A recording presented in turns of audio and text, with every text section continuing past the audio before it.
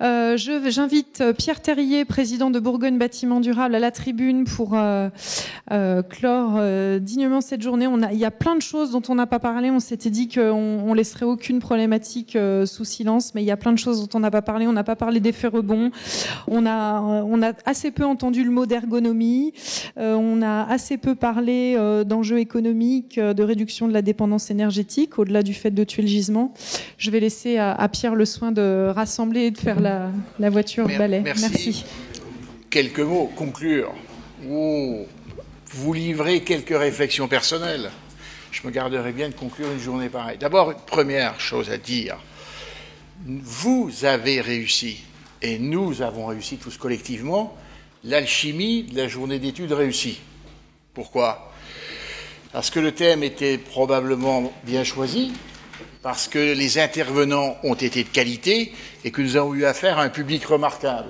Une alchimie rare, ça se souligne, et merci à tous, merci à ceux qui ont préparé et merci à ceux qui sont intervenus pour réussir ce produit qui nous arrive pas souvent de constater, c'est d'arriver à la fin d'une journée en se disant, pour moi, qui ne suis pas un homme de votre métier, vous dire que j'ai appris des choses.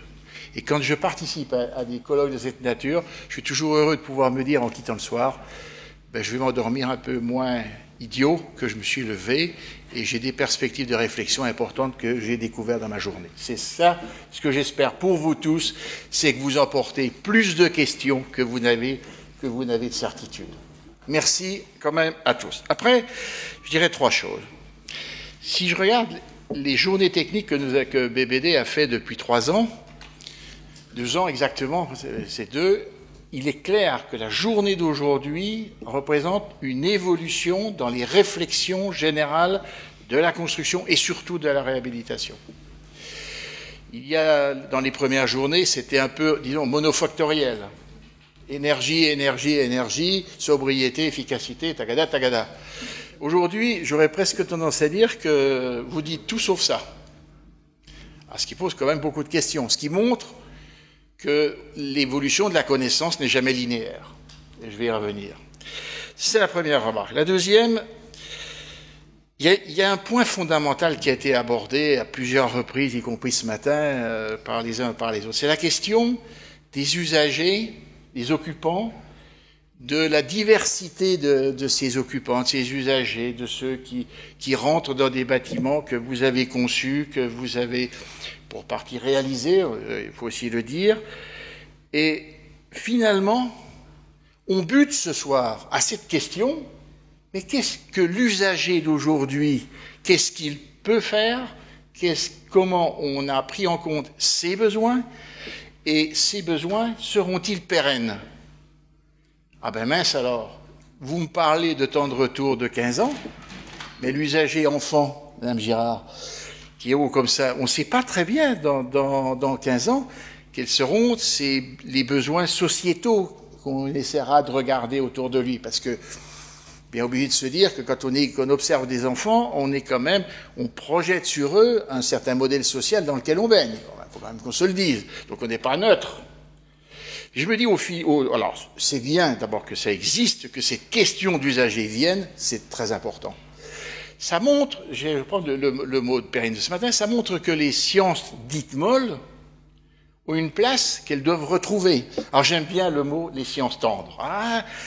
Surtout qu'on avait beaucoup parlé des enfants, j'ai trouvé que c'était assez astucieux de se dire il est nécessaire que les sciences dites sociales puissent dialoguer, mais d'une manière féconde, entre des géomètres qui ne connaissent que la géométrie et celles et ceux qui sont issus de quelque chose qui est plus complexe à cerner, mais il faut que le dialogue s'établisse entre le géomètre et l'artiste.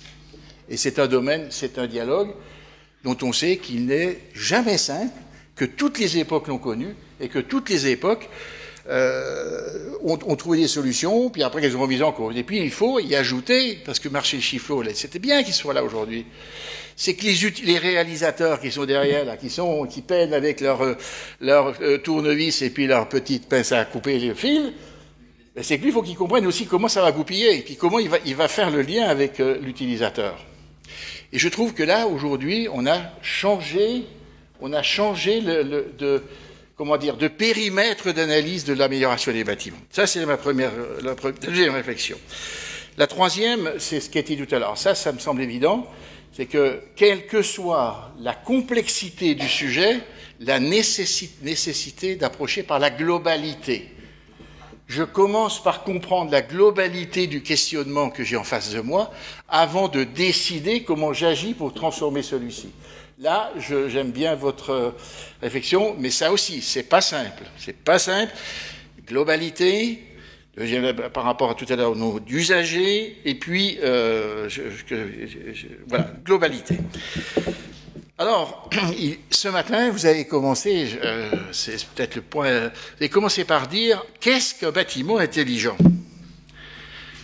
Vous avez dit, c'est un bâtiment obéissant. Alors, c'est vrai que j'avoue, je n'avais pas entendu celle-là, mais j'ai gardé dans tête toute la journée, ça m'a fait mon fil d'Ariane pour comprendre un peu ce qui se passait toute la journée. Bâtiment obéissant, en fait, qu'est-ce que c'est qu'un bâtiment obéissant? C'est un bâtiment qui a été conçu grâce à la participation active ou à l'écoute active des usagers, des occupants, etc. Démocratie participative, qu'on a entendu sur un exemple bien précis tout à l'heure, mais j'ajouterais quand même que sur la cave, pour une bonne cave de Pouilly, pour apprécier quand même si elle doit être bonne, c'est probablement 10 ans quand même qu'il faut d'expérience. C'est la richesse du viticulteur, ça, parce que le viticulteur c'est un art. Même si je fais si je suis Déméter ou je ne sais quoi, en méthode de culture. Mais ça veut dire que si je pars donc sur bâtiment obéissant, j'ai nécessairement traité correctement la question du besoin. Et je me dis que finalement, là, c'est là où les sciences sociales ont encore un rôle à jouer, je me dis qu'au final, un bon projet, c'est un projet qui est porté aussi par ses usagers futurs et ses occupants. Mais je vais vous dire pour conclure, c'est une progression de la démocratie que vous avez fait faire. Si nous sommes dans un monde qui est de plus en plus complexe, et qu'on se rend compte qu'au final des courses, malgré son hyper-complexité, on ne pourra pas aller très loin encore sans avoir une alliance réelle et une soudure réelle des réalisations avec ceux qui les occupent, dans lesquels ils travaillent, dans lesquels ils vivent, etc.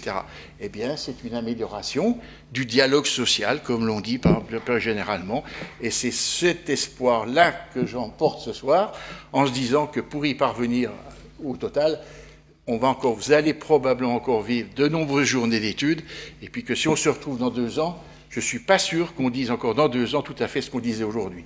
C'est quand même la richesse de vos métiers. Merci.